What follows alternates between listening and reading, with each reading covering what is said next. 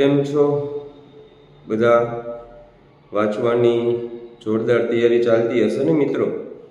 તો સારી તૈયારી કરો વિદ્યાર્થી મિત્રો. પ્રિલીની પરીક્ષા તમારી વ્યવસ્થિત જાય છે. પ્રિલીના માર્ક્સને નજરઅંદાજ નહીં કરતા. એનું જ્યારે રિઝલ્ટ આવે ત્યારે એ માર્ક્સની અંદર હજી વધુ કઈ રીતે ઇમ્પ્રુવમેન્ટ થાય એનું ખાસ ધ્યાન રાખજો.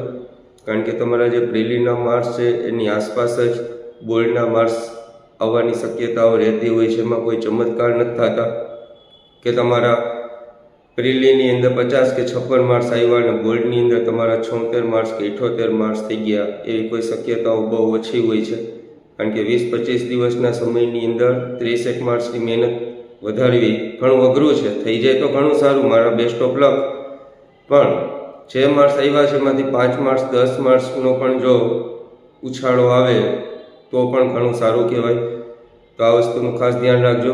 અને આજે હું વાત કરવાનું છું તમને ચેપ્ટર 4 કેમેસ્ટ્રી, ઓર્ગેનિક કેમેસ્ટ્રી જેને કહેવામાં આવે છે, કાર્બન અને તેના સંયોજનો. એ કે ઓહ મરી ગયા, એ કે સાહેબ બહુ અઘરું ચેપ્ટર છે. 100% અઘરું ચેપ્ટર છે, પણ જો તમે સારી રીતે સમજાવો હોય તો ખૂબ સહેલું ચેપ્ટર છે. 11 અને 12 સાયન્સના વિદ્યાર્થી હોય તો આ ચેપ્ટર ખરેખર કરવા જેવું છે અને ધ્યાનથી કરવા જેવું છે. પણ જરૂરી નથી. અત્યારે 10માની અંદર આપણે જો વાત કરીએ તો એની બ્લુ પ્રિન્ટ 6 માર્ક્સની છે.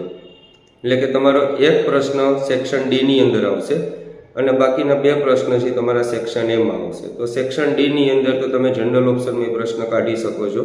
કારણ કે સેક્શન ડીની અંદર મેં તમને વારંવાર કીધું છે, બીજું ચેપ્ટર, 5મું ચેપ્ટર કરો, 10મું ચેપ્ટર કરો, 13મું ચેપ્ટર કરો. આ 4 ચેપ્ટર કરો તો પણ તમારું 24 માર્ક્સનું વેટેજ થઈ જશે. એટલે હજી તમારે 4થું ચેપ્ટર ઉમેરવું હોય તો પાછું 28 માર્ક્સનું થશે. એટલે 4થું ચેપ્ટર છે એને તમે વેકેશનમાં પણ સારી રીતે સમજી શકો છો. અત્યારે તો તમે ફક્ત એક જ ટાર્ગેટ રાખો કે બોર્ડની અંદર વિજ્ઞાનમાં 80માંથી 80 કઈ રીતે લેવા.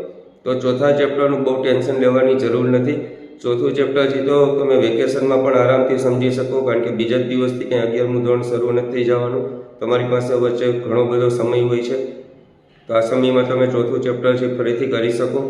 તો 4થા ચેપ્ટરને મહત્ત્વ આપો, પણ બોર્ડના ટાર્ગેટને ધ્યાનમાં રાખીને 80માંથી 80 લેવામાં જો નડતર થતું હોય તો અત્યારે હાલ માટે એને થોડો સમય સાઈડમાં રાખો, એના હેતુલક્ષીને માન આપો.